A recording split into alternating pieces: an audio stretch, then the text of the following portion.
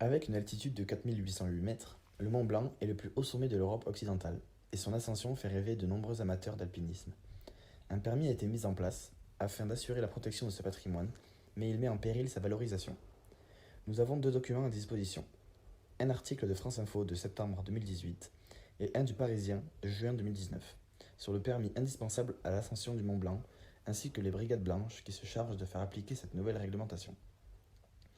En quoi la mise en place d'un permis pour gravir le Mont Blanc est-elle révélatrice de tensions entre valorisation et protection de ce patrimoine naturel? Nous aborderons dans un premier temps la valorisation de ce patrimoine, puis nous verrons sa protection, et enfin les tensions que rencontrent ces actions.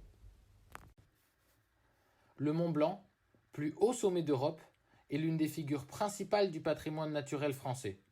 C'est pourquoi il est indispensable de le valoriser. La valorisation d'un patrimoine consiste à faire connaître et à mettre un patrimoine local en valeur afin de favoriser l'attractivité du territoire. Le but est ainsi d'augmenter les flux touristiques et de jouer le rôle de levier de développement.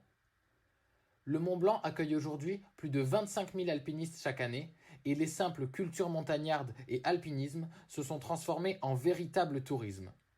Ce chiffre important peut s'expliquer par le statut de plus haut sommet d'Europe que détient le Mont Blanc. Le tourisme de ce patrimoine naturel est soutenu par la présence de nombreuses infrastructures.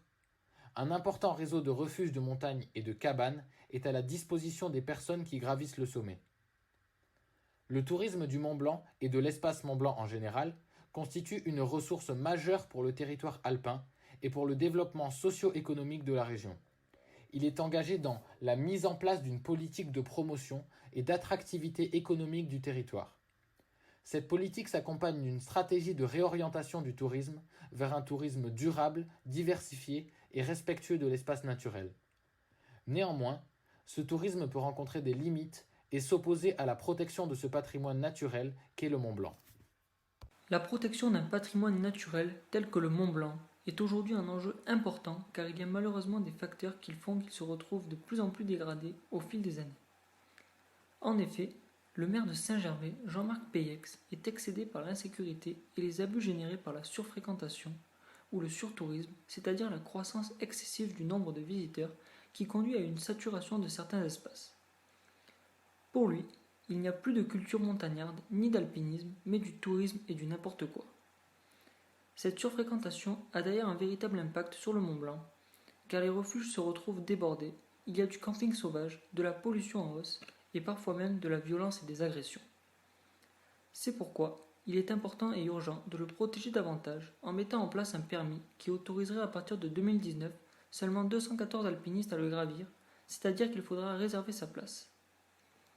Le maire a d'ailleurs obtenu gain de cause car ce permis est devenu indispensable à l'ascension de ce sommet le 2 septembre 2019.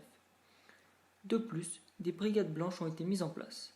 Ce sont des agents assermentés avec des profils suffisamment athlétiques pour travailler en montagne et qui ont pour mission de contrôler et de sanctionner avec des amendes si besoin les alpinistes qui ne respecteraient pas les règles en vigueur. Enfin, le syndicat national d'équipe de montagne souhaite aller plus loin car avec les risques liés au réchauffement climatique, il suggère de ne plus gravir le Mont Blanc l'été. A noter que c'est la première fois que la décision de réglementer l'accès à une montagne est prise. Le permis qui a été instauré récemment suscite des désaccords et des tensions. En effet, pour le maire de Saint-Gervais, il est temps de siffler la fin de la récréation avec l'instauration de ce permis.